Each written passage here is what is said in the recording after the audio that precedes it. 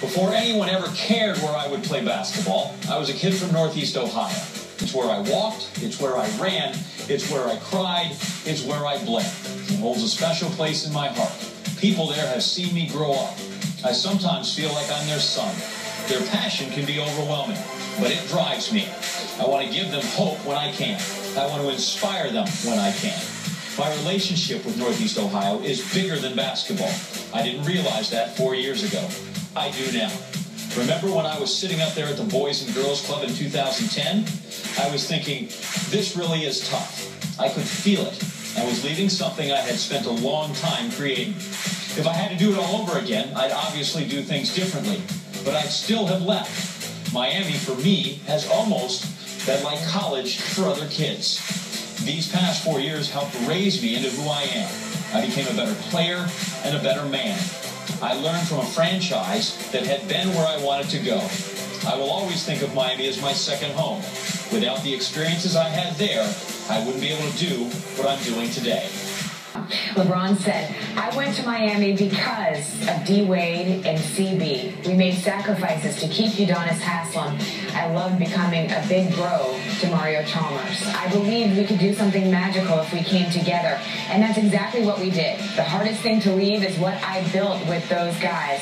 I've talked to some of them, and we'll talk to others. Nothing will ever change what we accomplish. We are brothers for life. I also want to thank Mickey Arison and Pat Riley for giving me an amazing 4 years. I'm doing this essay because I want an opportunity to explain myself uninterrupted.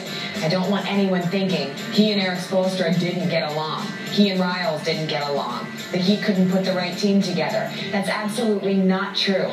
I'm not having a press conference or a party. After this, it's time to get to work. When I left Cleveland, I was on a mission. I was seeking championships, and we won 2. But Miami already knew that feeling. Our city hasn't had that feeling in a long, long, long time. My goal is still to win as many titles as possible, no question. But what's most important for me is bringing one trophy back to Northeast Ohio. I always believed that I'd return to Cleveland and finish my career there. I just didn't know when. After the season, free agency wasn't even a thought. But I have 2 boys, and my wife, Savannah, is pregnant with a girl. I started thinking about what it would be like to raise my family in my hometown.